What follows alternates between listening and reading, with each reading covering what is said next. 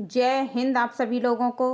चलिए स्टार्ट करते हैं आज का सेशन। और आज हम सॉल्व करने वाले हैं सीटेट 2012 का सामाजिक अध्ययन का क्वेश्चन पेपर।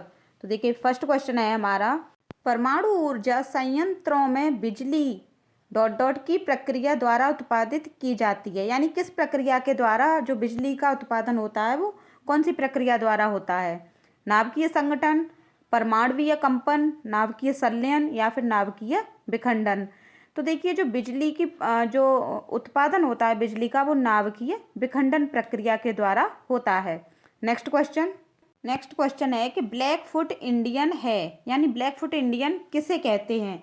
तो क्यूबा में बागान में काम करने वाले व्यक्तियों को, या कनाडा में प्रवासी भारतीयों को, या निकोबार द्वीप समूह में प्रचलित कोई बीमारी का नाम है ब्लैक फुट इंडियन, या फिर उत्तरी अमेरिका में एक देसी जनजाति। तो ये जो ब्लैक फुट इंडियन है ये है उत्तरी अमेरिका की एक देसी जनजाति है। और देखिए वहाँ की जो प्रमुख जनजाति है उसमें रेड इंडियन, ये ब्लैक फुट इंडियन तो देसी जनजाति है और एक रेड इंडियन है वो उत्तरी अमेरिका की प्रमुख जनजाति है। आपको ये भी ध्यान रखना है क्योंकि एग्जामिनर ये भी पूछ सकता है। नेक्स्ट क्वेश्चन है हमारा कि पवन क्रियाएं छत्रक सेल बनाती हैं जो प्राय में पाए जाते हैं। यानी जो छत्रक सेल है वो कहाँ पाई जाती हैं? रेगिस्तान में, उष्णकटिबंधीय तटीय क्षेत्रों में, पहाड़ों पर या फिर पठारों पर। तो ये जो छत्रक सेल हैं ये रेगिस्तानों में पाई जाती हैं। देखिए एक चीज़ और मैं समझा दूँ आप लोगों को, छत्रक सेल होती क्या हैं और ये छाता जैसी क्यों दिखती हैं। देखिए जब कठोर चट्टानें कमज़ोर चट्टानों के ऊपर गिर जाती हैं, यानी छोटी छोटी चट्टानों के ऊपर बड़ी चट्टानें जब गिर जाती हैं तो नीचे की छोटी चट्टानें छोटे छोटे टुकड़ों में टूट जाती हैं और ऊपर की चट्टानें जो सेम कंडीशन है उसी में रहती हैं। तो नीचे की तो चट्टानें टूट जाती हैं और ऊपर की चट्टानें उस वक्त हमें छाता जैसी दिखाई देती हैं। उन्हीं को हम कहते हैं छत्रक सेल। और ये जो छत्रक सेल हैं ये मोस्टली रेगिस्तान में ही पाई जाती हैं। नेक्स्ट क्वेश्चन कि 1720 में ब्रिटिश सरकार ने डॉट डॉट के लिए कैलिको अधिनियम पारित किया। ऑप्शन है इंग्लैंड में कैलिको उद्योग को बढ़ावा देने, इंग्लैंड में कैलिको कपड़ों का उत्पादन करने, इंग्लैंड में छापेदार सूती कपड़ों के उपयोग पर पाबंदी लगाने, या फिर कालीकट के विद्रोहियों को दंड देने। तो देखिए सबसे पहले तो ये कैलिको अधिनियम, कैलिको क्या है? तो कैलिको हम बोलते हैं सूती कपड़े को। सूती कपड़े से संबंधित एक अधिनियम हुआ था उसी को हम कहते थे कैलिको अधिनियम। और ये कैलिको अधिनियम देखिए इंग्लैंड में जो छापेदार सूती कपड़ों का जो उपयोग हो रहा था उस पर पाबंदी लगाने के लिए ये कैलिको अधिनियम सन 1720 में ब्रिटिश सरकार के द्वारा पारित किया गया था। नेक्स्ट क्वेश्चन है हमारा कि तंती, मोमिन और देवंग समुदाय, ये तीनों समुदाय के नाम हैं तंती, मोमिन और देवंग। इन तीनों समुदायों के लोग किस व्यवसाय में लगे हुए थे? लकड़ी के काम में, बर्तन बनाने के काम में, चमड़े के काम में, या फिर बुनने के काम में। तो ये जो तीनों समुदाय के जो लोग थे वो बुनने के काम में लगे हुए थे। नेक्स्ट क्वेश्चन बड़ा ही जबरदस्त क्वेश्चन है, बहुत ही इंटरेस्टिंग क्वेश्चन है कि मोहम्मद बिन तुगलक ने अपनी राजधानी को दिल्ली से दौलताबाद स्थानांतरित क्यों किया? यानी मोहम्मद बिन तुगलक ने पहले अपनी राजधानी दिल्ली को बनाया और उसके बाद उसने चेंज करके दौलताबाद ले गया। अपने साम्राज्य को प्रभावी ढंग से नियंत्रित करने के लिए, या फिर उत्तरी भारत से उसे पर्याप्त राजस्व प्राप्त नहीं हो रहा था, मंगोलों से बचने के लिए, या फिर दक्षिणी शासकों को दंडित करने के लिए। तो देखिए मोहम्मद बिन तुगलक बहुत ही होशियार व्यक्ति था। वो अपने साम्राज्य को और ज़्यादा प्रभावी बनाना चाहता था और जो दौलताबाद था वो भारत के बिल्कुल सेंटर में था। तो वो ये जानता था कि वो सेंटर में बैठकर सभी पर निगाह रख सकता है और वहाँ से अपना जो भी व्यवसाय करना चाहता है कुछ भी वो बहुत ही अच्छे से कर सकता है। तो इस वजह से वो अपनी राजधानी दिल्ली से हटाकर दौलताबाद ले गया था। देखिए next question, east India company ने 1651 में बंगाल में हुगली नदी के किनारे फैक्ट्री स्थापित की और वो क्यों की? देखिए रीज़न ऑप्शन है इसके कि स्थानीय किसानों से नील खरीदकर उसे इंग्लैंड भेजने के लिए, एक आधार स्थापित करने के लिए जहां से फैक्टर काम चला सकें, या फिर इंग्लैंड को निर्यात करने के लिए, या मसालों को खरीदकर उन्हें इंग्लैंड भेजने के लिए। तो देखिए ब्रिटिश सरकार बहुत ही ज़्यादा माइंडेड थी, वो अपना उस वक्त दिमाग लगा रही थी और वो हर संभव कोशिश में लगी हुई थी कि वो अपने जो व्यापार है उसका विस्तार कर सकें। इसलिए उन्होंने हुगली नदी के किनारे पहले तो आधार स्थापित किया और जिससे कि वहाँ और के जो और जगह के जो फैक्टर हैं वहाँ से अपना सामान खरीद कर अपना काम चला सकें। तो इसका राइट ऑप्शन सेकंड नंबर होगा। देखिए नेक्स्ट क्वेश्चन है कि ईस्ट इंडिया कंपनी ने मुख्य रूप से डॉट डॉट के लिए बंगाल से दीवानी राजस्व का उपयोग किया। ऑप्शन पुल और सड़कें बनाने, स्कूल कॉलेज और विश्वविद्यालय बनाने, या फिर भारत में सूती और रेशमी कपड़ों को खरीदने, या फिर ब्रिटेन में सोने व चांदी के भंडारों को संचित करने। तो देखिए ईस्ट इंडिया कंपनी अपने व्यापार को बढ़ाने में लगी हुई थी, जैसा कि अभी बता चुके हैं। तो वो भारत में सूती और रेशमी कपड़ों को खरीदने के लिए बंगाल से दीवानी राजस्व का उपयोग कर रही थी। थर्ड ऑप्शन हमारा राइट आंसर है। नेक्स्ट क्वेश्चन है कि निम्न में से किस सुल्तान ने अनाज को शहर के बाजारों में भेजने के लिए बंजारों का प्रयोग किया। मोहम्मद बिन तुगलक, अलाउद्दीन खिलजी, बलबन, या फिर फिरोज शाह तुगलक। तो ये देखिए जो अलाउद्दीन खिलजी था इसने अपने अनाज को शहर के बाजारों में भेजने के लिए बंजारों का प्रयोग किया था। ये देखिए अलाउद्दीन जो खिलजी था ये अपने आप में बहुत ही कुशल प्रशासक था और वो मूल्य को नियंत्रण रखना चाहता था, इसलिए उसने कई उपाय अपनाए। उसमें से एक उपाय ये भी था कि वो अपने माल को बाजारों में भेजने लगा। उसके लिए वो बंजारों का प्रयोग करता था क्योंकि बंजारे सस्ते में ही उसके माल को बाजारों तक पहुंचा देते थे और बेचकर उसे उसका मुनाफा मिल जाता था। नेक्स्ट क्वेश्चन बहुत ही अच्छा क्वेश्चन है। देखिए कि पितीरा ड्यूरा थी या फिर था, क्या था ये? कोई यूनानी देवता थे, धात्विक तकनीक थी, या फिर भवनों को सजाने की शैली को बोलते हैं पितीरा ड्यूरा, या फिर उत्तराधिकार की भूमिका है। तो ये देखिए जो पितीरा ड्यूरा है ये भवनों को सजाने की शैली का नाम है। देखिए इसका पुराना नाम कैरी भी है, दक्षिण एशिया में से कैरी के नाम से भी कहा जाता है पितीरा ड्यूरा को। ये भी क्वेश्चन एग्जामिनर पूछ सकता है कि दक्षिण एशिया में कैरी का पुराना नाम क्या है, पितीरा ड्यूरा, या फिर पितीरा ड्यूरा का पुराना नाम कैरी है। ये देखिए जो पत्थरों पर जो नक्काशी होती थी और जो चित्र बनाए जाते हैं इसी को हम पितीरा ड्यूरा कहते हैं। नेक्स्ट क्वेश्चन कि निम्न में से किस पर ब्रिटिश संसद द्वारा महाभियोग चलाया गया था। TB Macaulay, Cornwallis, Charles Clive, या फिर वारेन हेस्टिंग्स। तो देखिए वारेन हेस्टिंग्स पर ब्रिटिश संसद द्वारा महाभियोग चलाया गया था, लेकिन ये देखिए उन पर महाभियोग लगाया क्यों गया था। तो पिट्स इंडिया एक्ट जो था 1784 में आया था, इसका इन्होंने विरोध किया था वारेन हेस्टिंग्स ने। इसी के कारण देखिए वर्क ने इन पर महाभियोग लगा दिया था, लेकिन बाद में सन 1795 में इन पर जितने भी आरोप लगे थे वो उन आरोपों से इन्हें 1795 में मुक्त कर दिया गया था। देखिए नेक्स्ट क्वेश्चन है कि सी के जानू एक बहुत प्रतिष्ठित हैं, कौन है ये? पटकथा लेखक हैं, मानव विज्ञानी हैं, आदिवासी कार्यकर्ता हैं, या फिर पर्यावरणविद हैं। तो देखिए सी के जानू एक आदिवासी कार्यकर्ता हैं। इनके बारे में थोड़ा जान लेते हैं कि देखिए ये वो केरल राज्य से बिलोंग करते हैं प्रेजेंट में, और इन्होंने जो भूमिहीन आदिवासी हैं उनको जमीन दिलवाने के लिए एक आंदोलन चलाया था, और साथ ही वो जो आदिवासी जो महासभा है उसके भी प्रमुख नेता हैं।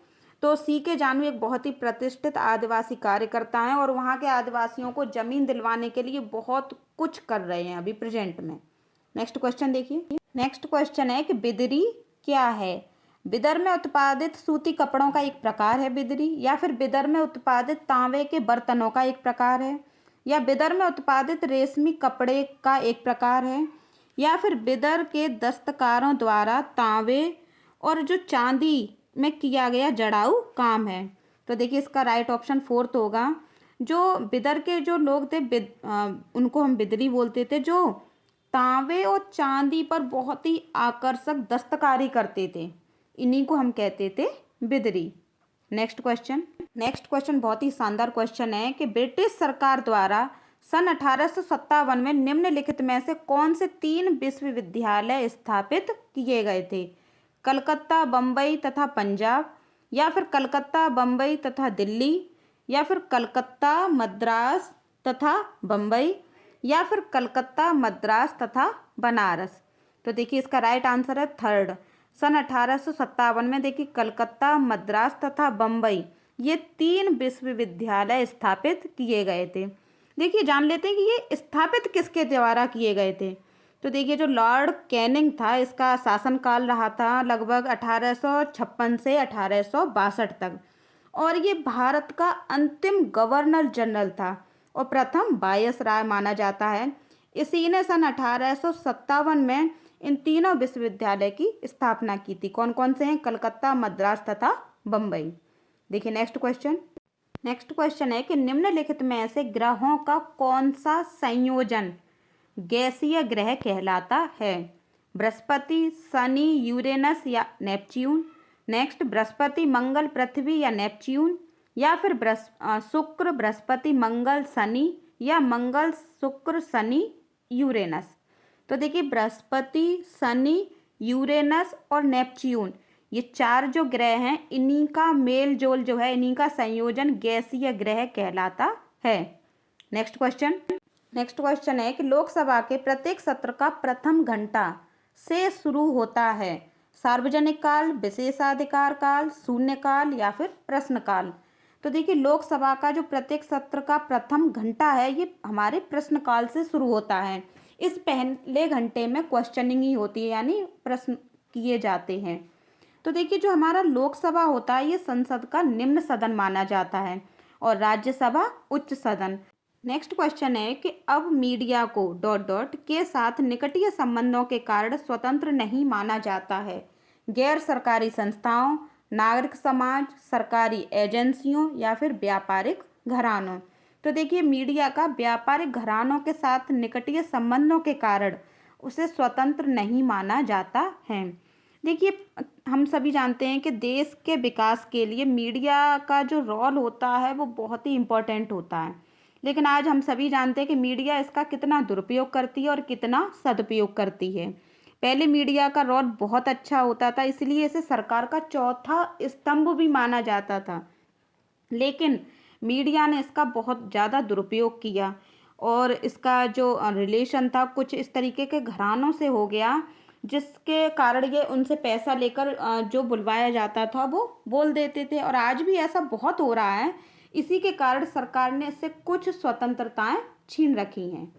नेक्स्ट क्वेश्चन है कि जनहित याचिका PIL द्वारा आई है, क्या आई है? न्यायिक सक्रियता में गिरावट, सरकारी कामकाज में बाधा, न्याय मिलने में बढ़त या फिर न्याय मिलने में बाधा। तो देखिए जो PIL द्वारा है इसके द्वारा हमें न्याय मिलने में काफ़ी बढ़त मिली है। देखिए PIL लागू क्यों हुई थी? ये जनहित याचिका जो है इसका काम क्या है? इसके द्वारा देखिए ये जो भी जनता की जो भावनाएं हैं उनकी रक्षा होती है, यही इसका मुख्य उद्देश्य है। जनहित याचिका के द्वारा हमारे साथ कुछ भी गलत होता है तो हम उसकी अपील कर सकते हैं। नेक्स्ट क्वेश्चन है कि सभी भारतीयों को मतदान का अधिकार होना चाहिए, चाहे उनका सामाजिक या आर्थिक स्तर कुछ भी हो। यह विचार किसने दिया? तो देखिए ये जो विचार था ये सबसे पहले डॉक्टर भीमराव अंबेडकर ने दिया था। नेक्स्ट क्वेश्चन क्या है देखिए, नेक्स्ट क्वेश्चन है कि निम्नलिखित में से किस आदिवासी समाज को खेल में विभाजित किया गया है? संथाल, भील, गौड़ या फिर अहोम। तो अहोम को आदिवासी समाज में खेल में विभाजित किया गया है। ये देखिए अहोम कहाँ का है? तो देखिए असम में ये पाया जाने वाला एक आदिवासी समाज है, असम का एक आदिवासी समाज है, यहीं पर अहोम को खेल में विभाजित किया गया है। नेक्स्ट क्वेश्चन देखिए कौन सा है कि निम्नलिखित में से कौन सा 9वीं शताब्दी के मंदिर स्थापत्य कला का हिस्सा था? ऑप्शन है सजावटी द्वार, रंगशाला, यज्ञ वेदी या फिर हवन कुंड। तो देखिए जो 9वीं शताब्दी के जो मंदिर थे उनमें सजावटी द्वार बहुत ही प्रमुख हुआ करते थे और इन पर बहुत ही अद्भुत नक्काशी भी की जाती थी। अब देखिए एक चीज़ मैं आप लोगों को डिफ़ाइन कर दूँ, थोड़ा मुझे भी इस चीज़ में कन्फ्यूजन हुआ था। हम लोग यज्ञ और हवन एक ही चीज़ समझते थे, लेकिन उस टाइम पे यज्ञ वेदी और हवन कुंड इन दोनों में अंतर हुआ करता था। यज्ञ वेदी वो होती थी जहाँ पर मंत्रों का उच्चारण करते थे बैठकर साधु संत, और हवन कुंड वो होता था जहाँ पर ज्वाला यानी जो आग प्रज्वलित होती थी।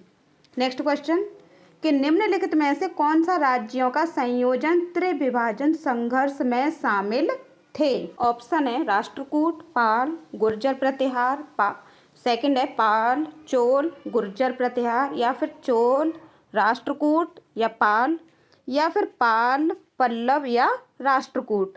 तो देखिए ये जो राष्ट्रकूट, पाल और ये गुर्जर प्रतिहार थे, इन तीनों में फर्स्ट ऑप्शन है हमारा राष्ट्रकूट, पाल और गुर्जर प्रतिहार, इन तीनों में त्रिविभाजन संघर्ष चलता रहता था।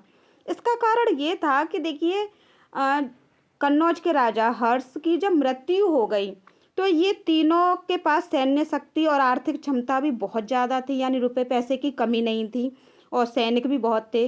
तो ये तीनों कन्नौज पर अपना शासन करना चाहते थे, जिसके कारण इन तीनों में संघर्ष आपस में चलता रहता था। नेक्स्ट क्वेश्चन है देखिए हमारा कि 12वीं शताब्दी में कीरा मुखियाओं ने जिस क्षेत्र पर शासन किया वह वर्तमान में कहाँ स्थित है? Uttarakhand oblique Uttar Pradesh, Punjab oblique Haryana, Chhattisgarh oblique Madhya Pradesh, या फिर झारखंड ऑब्लिक बिहार। तो कीरा मुखियाओं ने जहाँ पर शासन किया हुआ छत्तीसगढ़ तथा मध्य प्रदेश राज्य में स्थित है। नेक्स्ट क्वेश्चन क्या है हमारा देखिए, नेक्स्ट क्वेश्चन देखिए ये बहुत ही अच्छा क्वेश्चन है कि भारतीय उपमहाद्वीप में उन मृत जीव जंतुओं को खाने के बाद गिद्ध की किडनी का काम न करना जिसके कारण वो मरने लगे, तो उन जो मृत जीव जंतु थे उनका उपचार कौन सी दवा से किया गया था जिसके कारण गिद्ध उनको खाकर मरने लगे? आइबोप्रोफेन, एल्ड्रेन, डिक्लोफेनेक या फिर एस्प्रिन। तो देखिए गिद्ध जिन जानवरों को खाते थे, जिन मरे हुए जानवरों को खाते थे, उन मरे हुए जानवरों का डिक्लोफेनिक नामक दवा से इलाज किया गया था, जिसे खाकर जो गिद्ध थे उनकी किडनी खराब हो जाती थी और उनकी मृत्यु बहुत ही जल्दी होती थी। यही कारण है कि आज के टाइम में देखिए कि गिद्धों की संख्या बहुत ही स्पीड से घटती जा रही है। नेक्स्ट क्वेश्चन है कि देखिए दादन व्यवस्था क्या है? ऑप्शन जहां व्यापारी अग्रिम राशि देता है और उत्पाद प्राप्त करता है, यानी पहले रुपए देना और फिर सामान लेना। नेक्स्ट कि जहां व्यापारी अपने माल को किस्तों में बेचता है, या जहां व्यापारी कच्चे माल की आपूर्ति करता है और तैयार माल प्राप्त करता है। नेक्स्ट है कि जहां व्यापारी श्रमिकों पर अतिरिक्त घंटों के लिए काम करने हेतु जोर डालता है। तो देखिए दादन व्यवस्था वो होती है कि जहां पर व्यापारी कच्चा माल देता है और तैयार माल प्राप्त करता है। ये देखिए 2012 का जो प्रैक्टिस सेट था वो हमने पूरी तरीके से कंप्लीट करा दिया है, और इसके बीच में जितने भी इम्पोर्टेंट पॉइंट्स आए उनको भी हमने पूरी तरीके से आप लोगों को क्लियर कराया है, जिससे कि एग्जाम में अगर कोई भी क्वेश्चन पूछे तो आपका छूटना नहीं चाहिए। और अगर ईमानदारी से आप किसी भी एग्जाम की तैयारी कर रहे हैं तो अभी के अभी हमारे चैनल जॉब पैरामाउंट को सब्सक्राइब जरूर कर लें। धन्यवाद।